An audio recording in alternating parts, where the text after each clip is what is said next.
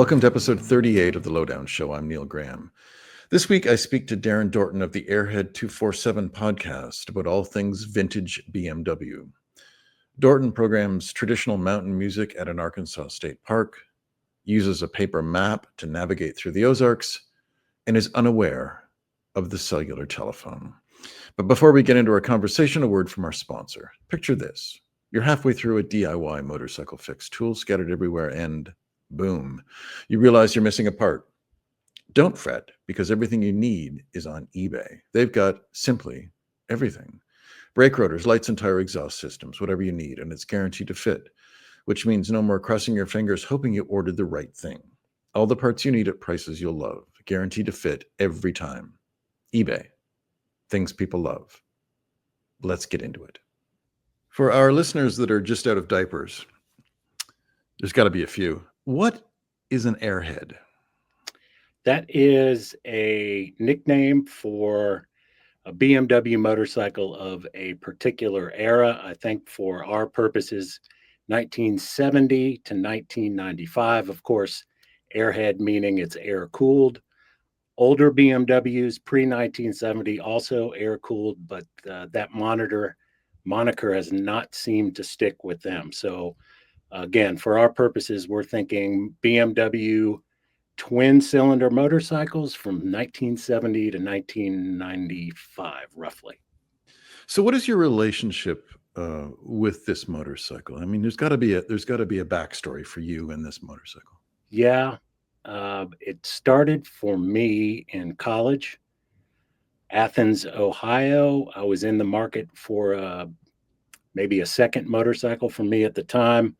I saw a 1972 R75 in black parked in front of a architect's office. It was between that and a 1978 Harley lowrider.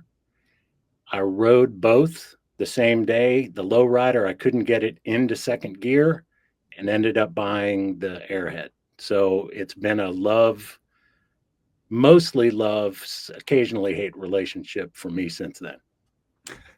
Well, I think motorcycling is a peculiar thing because often those of us who've been around a while, as we have, we are drawn to certain eras of bikes. And I always make the joke. I have some 90s Ducatis.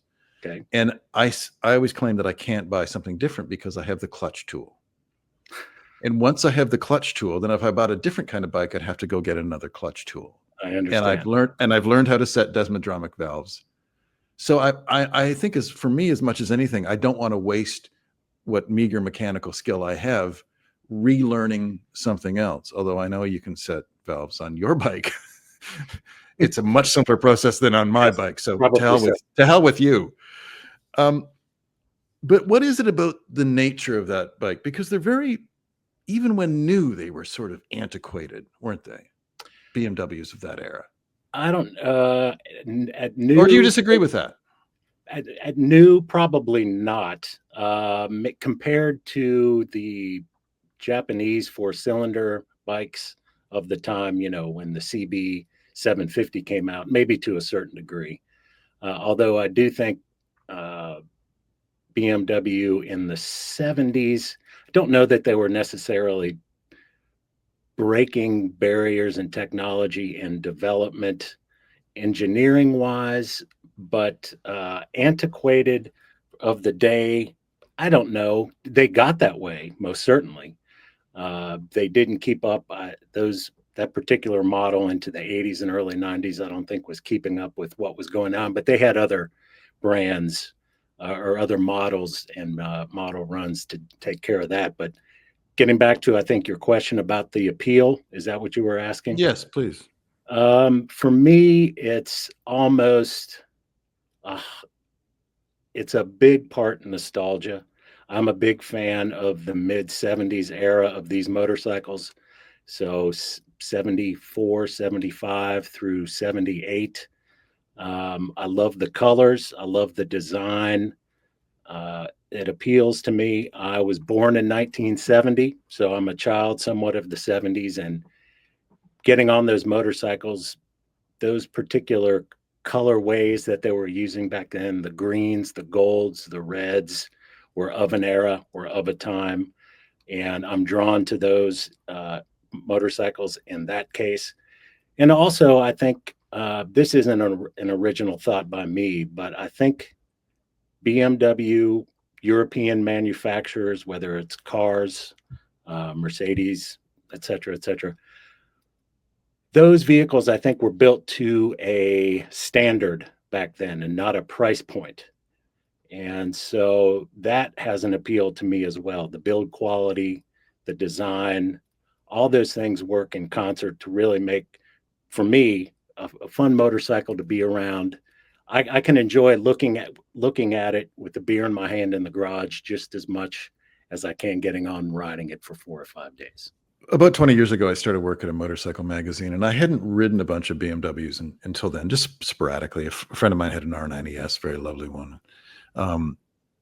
But I find with BMWs, and I think this is especially with the Boxer Twin, I think if you hop on a Boxer and you ride it for 25 or 30 miles, to me, it's not that impressive. It doesn't really viscerally grab you. And yet ride 200 or 300 or 500 miles a day on that BMW, and you don't want to be on anything else. Now, I don't know how, and I think this is fairly consistent over a lot of years, and I don't know what is that. Maybe we'll talk about your podcast in a minute, but Sure. But you've ridden lots of Boxers. I presume you own a few. I do. And you talk to people who are as enthusiastic about Airheads as you are. Can you define that elusive characteristic?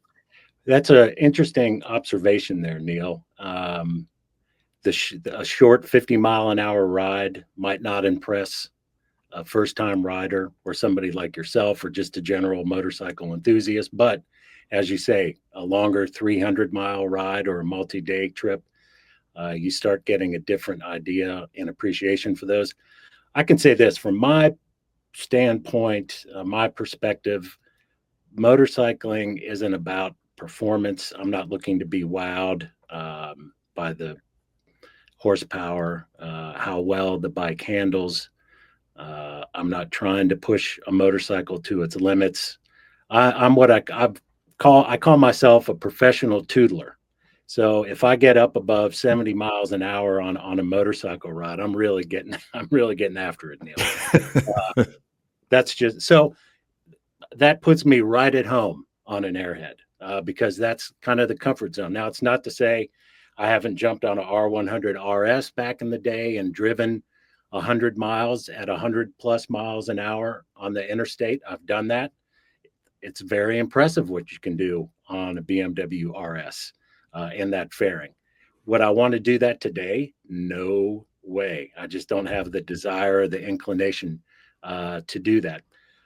But the bikes are really well mannered for what they are. If you go into ownership, as most guys are with these, not trying to make it something it isn't. So the analogy I sort of go back to sometimes is, well, you'll see somebody take a Sportster and turn it into an ADV bike with knobby tires and off-road handlebars and fenders and things like that. Okay, nobody's stopping you, but that's, to me, you're getting way off the grid there with what that motorcycle may have initially or even is capable of doing. Same with the classic BMW vintage Airhead. You can make modifications and things to them to jump the horsepower, bring them into modern specifications and standards. All you have to do is look at Robert Sable and Roughchild and what he's done with the Airhead. It's amazing. He's what Singer has done to the Porsche 911, Roughchild has done to the Airhead of that era. So it's possible to get that feel and experience out of it, but I'm just not looking for it. What I really enjoy about the motorcycles is they're quiet, they're dependable, the torque, and I'm just comfortable when I know the motorcycle's tuned and running right. The torque and the way it reacts to my input is exactly where I want to be. And not that there aren't other motorcycles that are. I've owned Sportsters, older Harleys, Ironheads, and things like that I like for what they are.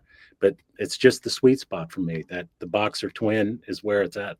Now, a cynic And I've been accused of being a cynic.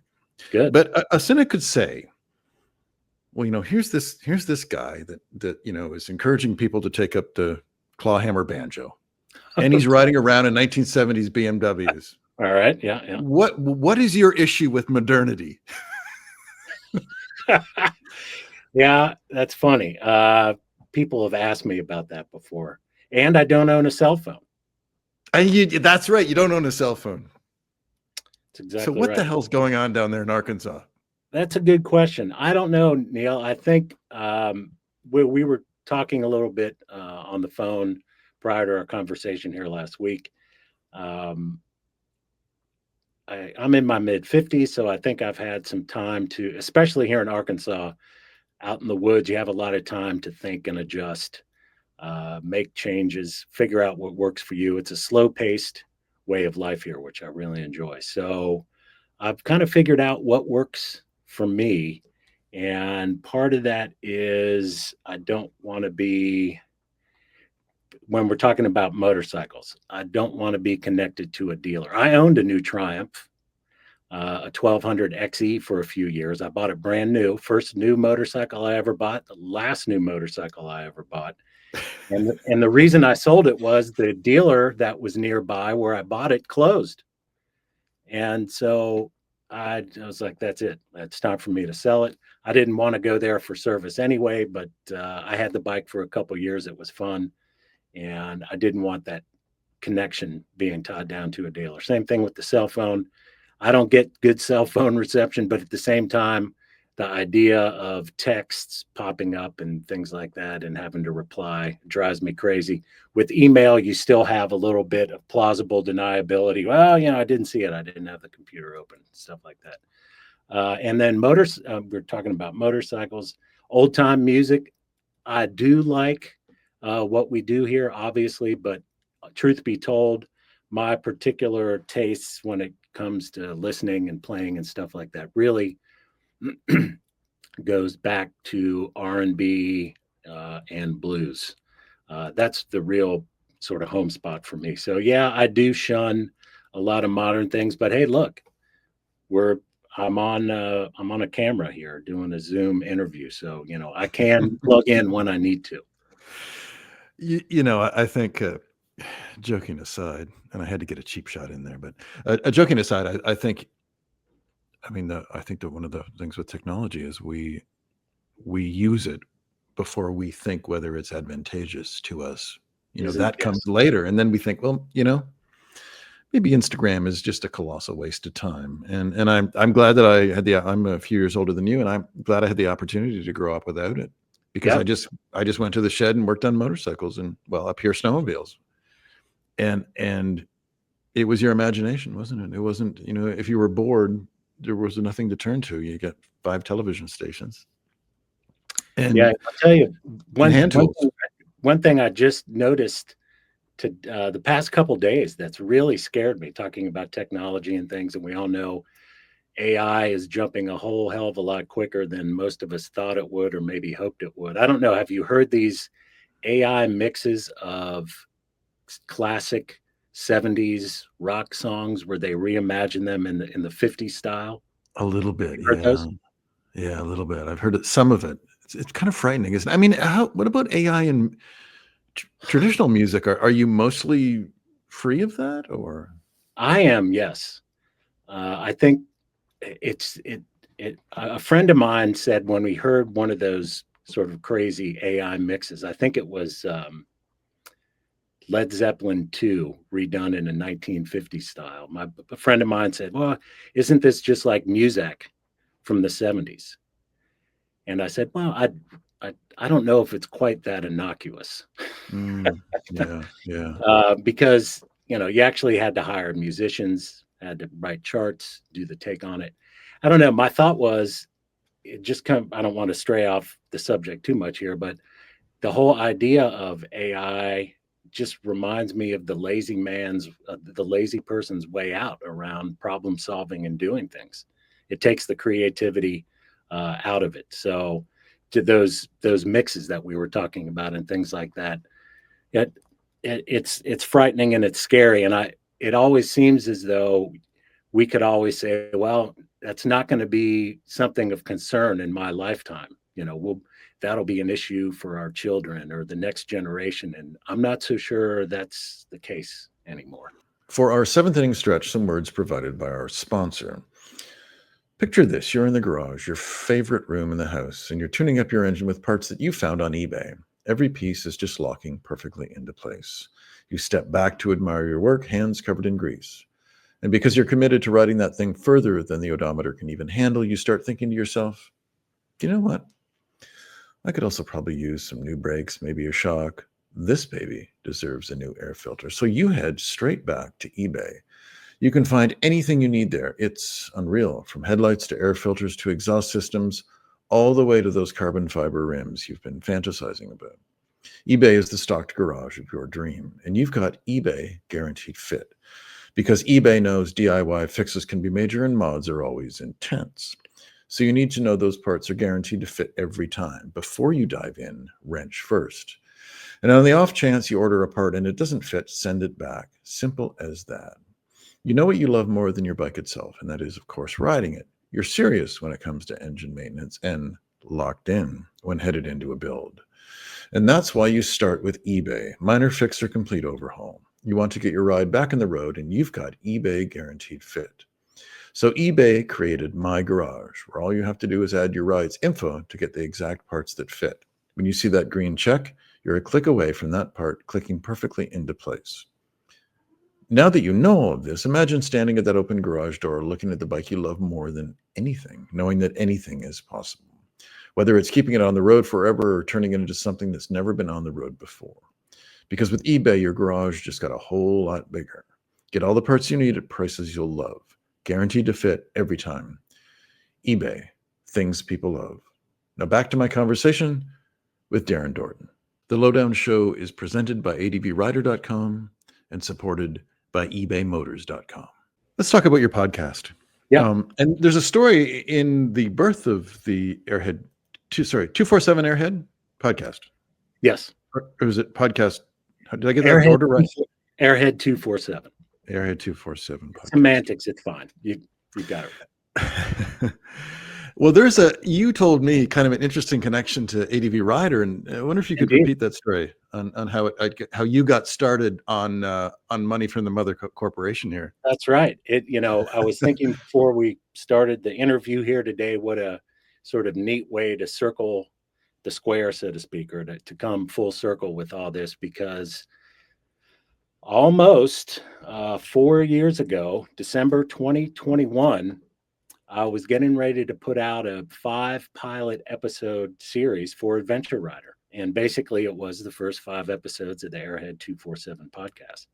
And I had contacted Adventure Rider earlier that year, sort of coming out of the haze of COVID-19 in 2020, looking for some new things to do, some new directions to go, to put my creative thoughts to use, so to speak. Anyway, ADV bit. They said, hey, yeah, we don't have a podcast. We'd love to do one. We'd like to hear what your 5 pilot sort of series sounds like. And I wrote up a quick sort of letter of agreement, spelling out what I would provide, what they would provide, what the payment was. And around this time in 2021, we were getting ready to launch, and ADV was sold to Vertical Scope. And I talked with the content director, and they said, hey, the ADV's been sold. We've got a new owner. Unfortunately, we're not going to produce the podcast. So, thanks for your interest. Oh, and by the way, good job for getting a letter of agreement, because we're going to pay you for the programs we're not going to use or air. Nicely done. Thank you. Get it. The lesson there, get it in writing, right, Neil? Just because you're living in the sticks doesn't mean you're not on top of it. That's right. That's right. I can scan a document just as good as anybody else. just as good as a Philadelphia lawyer. That's exactly right. So yeah, it's neat to talk with you today and sort of see how the world spun, and here we are 4 years later. You've got the ADV podcast going. I've got the 247 podcast going, and as guys and gals are want to do in this era, there's a lot of podcast promotion, people visiting on each other's programs. So the neat thing about this is a lot of folks have asked me, when are we going to hear about you, your backstory? I wasn't too keen to interview myself or, have somebody interview me for the program. So thank you, Neil. You're doing the work that I couldn't figure out quite how to do. Well, you have to answer my questions, or you'll be seen as being impolite. That's right. And God forbid. So what is the mandate for the? I mean, it's a special, unlike this, which is a fairly general podcast. I've spoken to all sorts of people from different interests: on road, off road, management, guys in their garages. Yeah, exactly. What are you trying to get at with your podcast? The mission statement, I think, is speaking with mechanics, enthusiasts, and independent product developers of the 247 Airhead series. So that's kind of the mission statement. If you look on the website, that sort of phrase is repeated. So that's the goal, is to speak to people in the industry, people who are developing products, and just enthusiasts in general, with the idea to keep the love and passion alive for the motorcycles. It's really that simple. Secondarily, it's something I can do quite easily. And when I say easily, it's not work for me. I'm not thinking, oh gosh, I got to edit this conversation, or I got to take a few hours to research on this particular guest or things like that. I enjoy that. It's time well spent, and it's something I would probably be doing anyway. So the idea of being able to, take my passions and things I do in my pastimes, put it into a program like this, and that we've got a little bit of staying power and interest is really, I don't want to say it's been surprising. I was a little surprised initially when we started seeing what the engagement was and the listeners were, and then we started getting sponsors, and now here we are, speaking about it in this format. So it's grown real organically. I'm not out promoting it. I don't have a PR agency or anything like that. But that's the mission, is just to talk to people who love these motorcycles. And there are a lot of them. Can you? I'm going to put you on the spot here. Can you pick 2 or 3 guests that you've had that could maybe give us a sense of the range that you cover? Just 2 or 3 that might come to mind, just to give our listeners a sense of what they would hear when they hopefully tune into your podcast. Indeed. So one of the more popular guests we've had, he happens to be a dear friend of mine from Memphis back in the day, is a fellow called Leo Goff. He is a mechanic in Memphis, Tennessee. He initially appeared on the podcast a few years ago and in a 2-part series. And Leo's interview is undoubtedly one of the more popular and most commented episodes we've aired, due in part not only to his knowledge and depth as a mechanic, as not only airheads, but all motorcycles, cars, and things where you're spinning a wrench. He also has an interesting backstory growing up in Memphis as a musician. He was in Memphis when Martin Luther King was shot. He was part of the racial tension and a musician all during that time. And as a man of the South, he has an interesting way of speaking and telling stories. So that's really one episode that's been extremely popular. Maybe to the other end, super hyper focused BMW airhead nerd stuff would be Robert Fleischer, aka a fellow called Snowbum, who folks in the airhead world know quite well. He's put together one of the ultimate websites in airhead minutia, paint codes, bolt sizes, thread pitches. I mean, you name it, things you wouldn't even think to find. Until you need to find it. Yeah, exactly. You wouldn't find it in an owner's manual anywhere. This guy has researched it and codified it in a website, albeit in a strange font and format. So those are kind of 2 ends of the spectrum. Then in between that, just general fans and enthusiasts, riders, people who I find are interesting. Always seems to be a music connection somehow or another. I mentioned Leo's a bass player. We've had on a fellow called David Lee, who played in a group called the legendary Shack Shakers, which is kind of a rockabilly rock and roll band. Interviewed a guy called Hans Christian, who is a cellist, which you were mentioning. I think you Yes, I enjoyed. did. Yeah. Who's an airhead enthusiast. So yeah, it's not just, and then of course there's the nuts and bolts, tech talk, motorcycle talk. What are you doing when you tear open a transmission? What are the differences in these year models and things? But I would say, yeah, the Leo Golf episode is a fun one to dive into. That's what I always point my friends who are not motorcycle enthusiasts. Oh, what is it, Daren? What's the podcast about? Well, listen to here's a link. Listen to this one with Leo, kind of give you an idea of what's going on. So that's where I would steer people to. And then most recently, the last one I'd mentioned, we had two-part program with a fellow called Peter Boja, who runs a shop in New York City called Moto Borgataro. And he is a presenter, seller, and collector of things that I can't afford. Yeah, that's exactly right. Do you know who I'm talking about? I know exactly what you're talking about. Yes.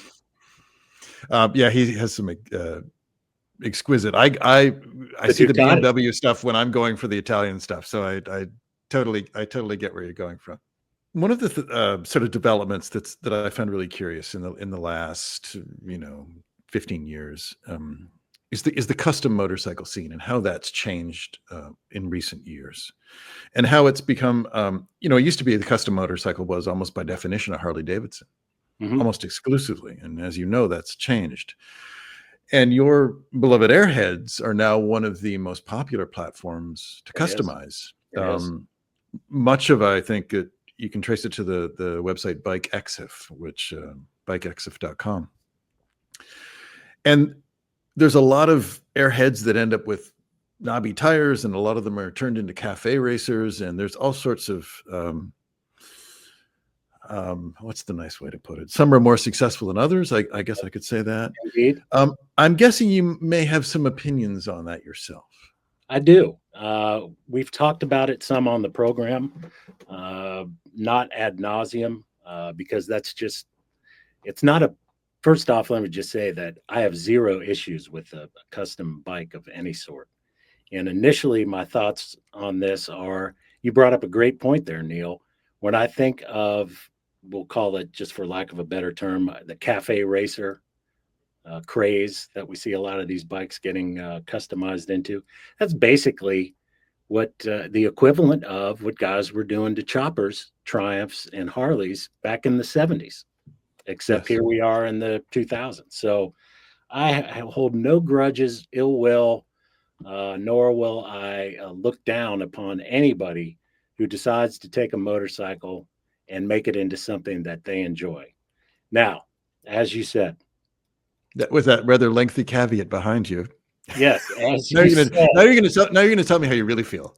Well, the execution, I'd say 80% of them, I think, are all wrong. Just from my perspective, I'm always erring on the side of form, equal part form and function. So, no rear fender, no front fenders, big fat tires, things like that. When you start to take away the functionality of the motorcycle, I'll personally start to lose interest in it. But there's still some good ones out there and fun ones out there. The BMWs are easy to do, especially if you just look at how easily the subframe comes off. Yes. The interchangeability of parts over a wide model year and model range, the affordability to a certain degree. I think the most popular one, and don't get me started on quoting this, but it seems like the RTs, the touring bikes with the big barn door fairings, factory fairing touring bikes, those are the ones that seem to get cut up the most, because there isn't a whole big market out there for guys who still want those big touring giant fairing motorcycles with side cases in the side cases in the fairings and things like that. So um, uh, the other thing I would say about this is that it's much the analogy I tried to draw was it's like a band covering, or it's like musicians covering a popular song. Some can do it really well. They can take something that we all know initially that was created really well and put their own spin on it, and instantly it becomes identifiable not only as theirs, but it also becomes part of the conversation of what that song is. So you think of some real easy examples would be maybe Jimi Hendrix doing All Along the Watchtower. Or I think of like the Allman Brothers doing the Elmore James song, Must Have Done Somebody Wrong. Songs Yes. like that that get covered and reinterpreted with something that not only adds value to it, but appreciates the history and creativity that went into bringing it to life. I don't know that you always see those in the cafe and custom bikes. They're out there. Robert Sabo, as I mentioned, Rough Child's a great example, but it's difficult to do from my perspective to improve, especially on the aesthetic function and the form of the airhead to make it into something new that is still going to get my attention. That's a tall order.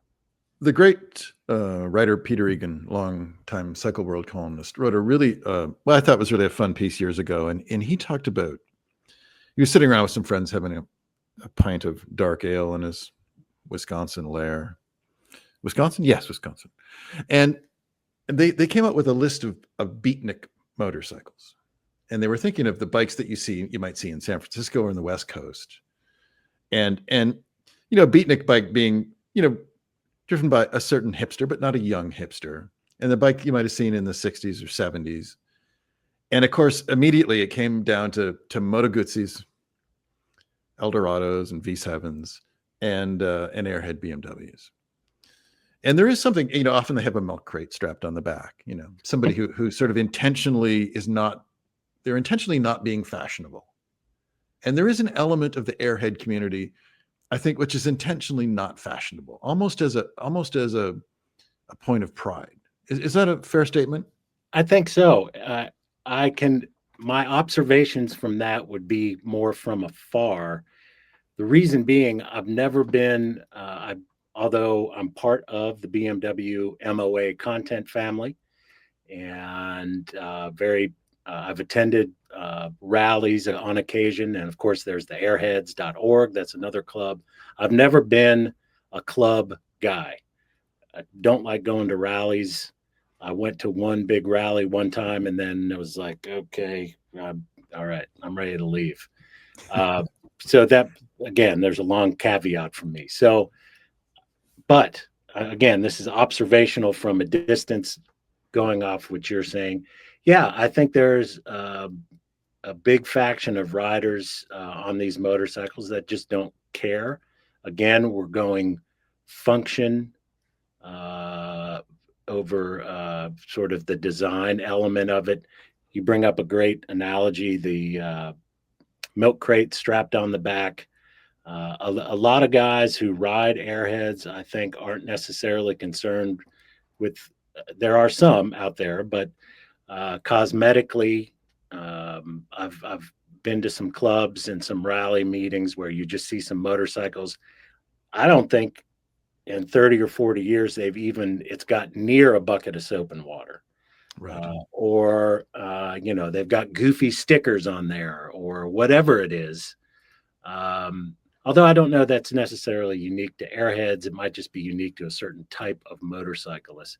But that being said, again, the typical airhead rider, I think, has a need and a want for something that is more functional than worrying about how's the paint, do I need to polish the rims, and those sort of things. Now, I kind of fall in somewhere in between there, because I do like I like a clean motorcycle. I keep mine clean. So there is that aspect to it. But again, Not being a big club or rally kind of guy, it's hard for me to get a full understanding of how some of these guys. I don't ask those questions necessarily. Let's put it that way. How important to your community is maintenance, is the ability to do Oh, things yourself? I think that's a great question. I think that's probably up there in one of the reasons why airheads are so popular. Um, Maintenance is, I think, one, a point of pride for a lot of riders, not just airhead owners, I think for a lot of motorcyclists, but in particular for airhead owners.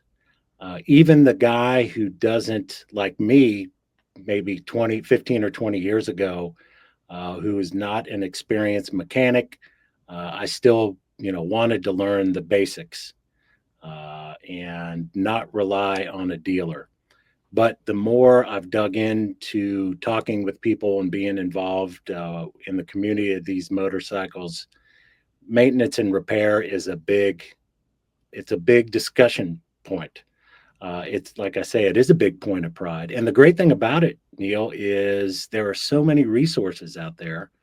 Adventure Rider has a great airheads forum, for example, and it's probably the most active of all airhead forums out there for whatever reason. I haven't been on a whole lot of other ones here in the past, 10 or 15 years. I just naturally gravitated towards ADV as far as forums go. But that's a great spot. So many people there with a lot of knowledge, a lot of history, and a lot of background. And airhead maintenance is not terribly complicated. I mean, you can just look at the motorcycle uh, compared to some Yeah. others. I mean, there's the carburetors and the cylinders sticking right out on either side. I mean, it's just that simple. Well, as a Ducati owner, it infuriates me that you can get Yeah, at everything so easily, and I have to disassemble everything to even find what I'm looking for. So there's a slight degree of bitterness I have towards you for that. I can understand. The Lowdown Show is presented by advrider.com and supported by ebaymotors.com. My view of the airhead scene is that they're more than just really vintage motorcycles, and by that I mean, if you have a 72 BSA or a Norton Commando like I used to have, which sounded like God's own thunder when it chose to run. But I think on that bike, I think I put 4 main transmission main shafts in. Wow. Yeah, we had a very tumultuous relationship. But the airhead of that era is a really sound motorcycle mechanically, isn't it? And it can be a daily rider. It can be a bike that you can go some distance. One of my favorite airhead stories, and I'll just tell this very briefly, but Yeah. I was in the Cape Breton Highlands off the coast of Canada, and a very remote region, beautiful roads, looks a lot like Ireland. And I was there with a friend, and had some modernish bikes, and this guy rolled in from Connecticut, and he looked like he had just come there from 1972, and the bike had squared off K70 tires, Dunlops. And I looked at these tires, and they were bald, and he tore off, and it was all we could do to keep up with him. And to me, that's the kind of quintessential, beatnik airhead rider. It's just this guy was on it. And I'm sure that cornering, to me, it would have felt like tipping back in a chair, that Sure. point for which there is no return. But back to my question, I mean, they're really mechanically sound motorcycles. And I'm sure that, and maybe you can help me here, but I'm sure that any of their shortcomings in all these years and with so much enthusiastic support, including your podcast, the shortcomings have long been overcome. That's a great point. Any motorcycle is going to have some shortcomings, and that's one of the reoccurring questions we have on the program is what is one design or engineering flaw of the airhead run from 70 to 95 that you could go back and change. So I've asked this to enthusiasts, product developers, mechanics, dealers, and those sort of things. More often than not, it's something kind of innocuous. For instance, the seat height. or the stand, the self-retracting side stand, are things that have come up before. Which, if that's the worst, If that's the worst that you can come up with, honey, that's exactly right. then we've got a Now, pretty good relationship. that's right. However, there are other engineering and mechanical aspects of these motorcycles that are problematic and can be. But you're right. They're known. There are fixes for them. They can be addressed, and they're not a deal breaker. Some of the big things you think when you think about airhead problems and issues, really, maybe this is more so shortcomings. One is the brakes. People always complain that the brakes are lousy, especially from the mid 70s models. And the ATE or the ATE under tank master cylinder leaves a lot to be desired. That's one aspect. The charging systems, always people complain about those, especially if you want to add additional either heated gear or things like that. And then one of the big issues that popped up in the mid 80s was poor metallurgy on the cylinder heads. That was just a short run.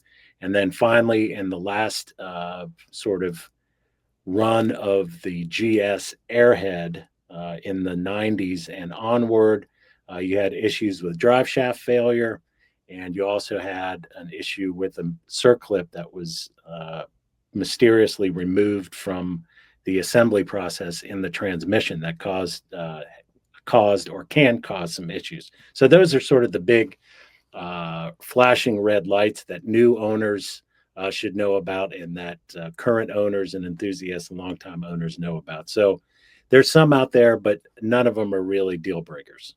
Since we're talking about these bikes, and let's do a little buyer's guide. So, I love this. we all see that on. I noticed a couple of R90S's immaculately restored on the auction site bringatrailer.com, going for astounding amounts of money. But for the most part, these are still affordable motorcycles, are they not? I'd agree. Yeah, you're talking about the Marc Francois restored R90S. One of those went for $60,000 in the past year or two. Shameless plug. You can hear an interview with Marc Francois on the Airhead 247 podcast. How did I know? Well, it's really interesting. But buyer's guide. So yes, that is the crazy outlier. Has zero to do with anything of the price of an Airhead. It is an anomaly, a one-off sale, not a one-off motorcycle, because he's done a number of those. But the fact that got to $60,000, then suddenly you get the ubiquitous and predictable comments of somebody saying, well, I guess my R90S is worth $20,000 now, which is totally not the case. Right. But where would I start off if I had an interest in these bikes? And BMW has a very specific nomenclature. You know, there's /5s and / this, and I think to the uninformed it can be a little confusing. Can you take a minute without getting into too much minutia, but just to clarify that a little bit, and maybe a couple of recommendations for bikes to consider if our listeners might be interested in taking the plunge? Happy to do it. So there's basically maybe 5 sort of model or runs inside of the Airhead run. So the /5 series from 70 to 73, then the /6 series from 74 up through 76, the /7 series from 77 into 1980. Then you had the post 1981, 82 era. And then finally, sort of the end run of those motorcycles was the what they would call the last generation of the bikes, where you had the Paralever GS, the R100R, and some other last edition. So you've got 5 sort of subgroups in there. As you might imagine, the later run, the 90 and on, are probably the most refined. Many of the issues and things that were problematic in the earlier models were all worked out by then. Those motorcycles might not have the same visual appeal to folks. The mid 80s motorcycles suffered a little bit from detuning EPA regulations, at least here in the United States. So those, while they still had some of the visual appeal of the 70s bikes, those tended to not have the same sort of performance. But again, they were coming out of the 70s, you had improvements on things like brakes, for example. Yes. The mid 70s motorcycles, the /6, the /7 series, I've always thought that's the high watermark of the era, meaning design, style, form, function, accessibility, getting into it at a reasonable price. The /6, /7 series, if somebody was looking to get into one, that's where I would point in that direction. I would steer away from the smaller displacement motorcycles, the R60s of that era. They are underpowered, but I've owned one and they're fine. But if it's your introduction into the brand and era, that's not a good place to start. It's going to seem like you just got to whip it to get it going anywhere. So, and is it those are 600 twins, correct? Correct. Yes. Yes. Okay. Exactly right.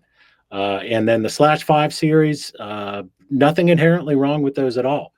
They're a little more, maybe they share a little bit more of the design and sort of, how do I want to say this? Not even the if you know the /2 series of bikes, which were 6-volt, Earl's Fork, Yes. really antiquated motorcycles. Of course, the /5 was a jump up from that. But that being said, the transmissions were still, sort of similar. The style and look of it was still real similar. You didn't have a real wide color range on those early /5 models. So not to say that those aren't a way to jump in, because they are.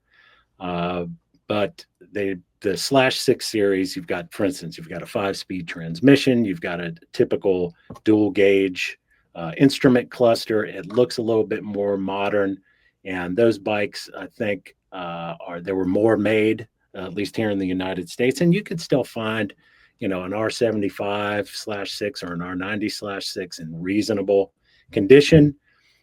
I always tell people, this is not my phrase, but the idea: shop the seller. Don't shop the motorcycle, shop the seller. You don't want to see pictures of a motorcycle in a garage with piled up beer cans in the back and just generally disarray. That's going to tell you a lot about the motorcycle you're going to buy. But yeah, the /6, /7 era bikes, still under $5,000, you can probably find a good runner that's going to get you into the hobby. And eventually it's going to need some work, obviously, like any old vintage motorcycle, but not as much as others, maybe. We've been talking about airheads in general, and of course your podcast, which we would encourage people to go and check out. First of all, what is the bike you have now? What is your daily motorcycle, and what's a perfect ride for you? You live in a beautiful place, and there's not a lot of people around. I do. What's your ideal day out or week out, or however you ride? So motorcycles, I have 6 now of that era, from 75 up to 81. One of them is completely disassembled. I bought it for $500. It's a frame and then 12 boxes of parts. But all the other ones are sort of in that era, in the 70s era. And then I've got an early GS, first generation GS. Gosh, my favorite ride, I'm really fortunate, Neil, in that I've got a great mix of on and off tarmac.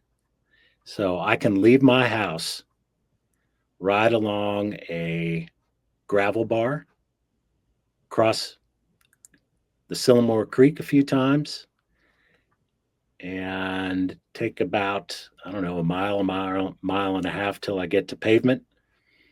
And from there, I can go north, east, south, west, and everywhere is a great turn in the Ozark. Let's put it that way. You really can't make a wrong turn around here. And I purposefully just get lost. I don't have a cell phone. Obviously, we talked about that. I don't have a GPS. So your boy here still carries around a paper map. I have a gazetteer. Do you know what a gazetteer is? No, no. What is that? That is a sort of atlas on steroids. So it provides granular information page by page in an atlas form for a state. So, for instance, the Arkansas Gazetteer is maybe 100 pages, and each page is, you know, what a typical road atlas looks Yes. like, or all right. So one page is maybe 5 square miles. And so there's just tons of granular detail in those with county roads, canoeing access points, places to fish, topography, things like that. I was carrying gazetteers around in the 90s when I was traveling a lot. So what I like doing is going out and getting lost. You know, I love going to Missouri, for example. There's a place called Eminence, Missouri, which is about 3 hours from me. And there's 5 or 6 different ways I can take to get up to Eminence, Missouri, and the Mark Twain National Forest, and the scenic waterways, the Current River, and the Jacks Fork River. Um, that's my favorite ride. Leaving here, going up there, camping for a few days, maybe getting an Airbnb, spending a long weekend up there, meeting a friend. Love it up there. In addition to the Airheads podcast, Daren also helms the Short Wheelbase podcast. Curious? Check it out. In closing, some words provided by our sponsor. Picture this, you're halfway through a DIY motorcycle fix, tools scattered everywhere, and boom, you realize you're missing a part. But it's okay because you know whatever it is, it's on eBay. They've got simply everything. Brake rotors, lights, and tire exhaust systems, whatever you need. And it's guaranteed to fit, which means no more crossing your fingers and hoping you ordered the right thing. All the parts you need at prices you'll love, guaranteed to fit every time. eBay, things people love. Thank you for listening to The Lowdown Show.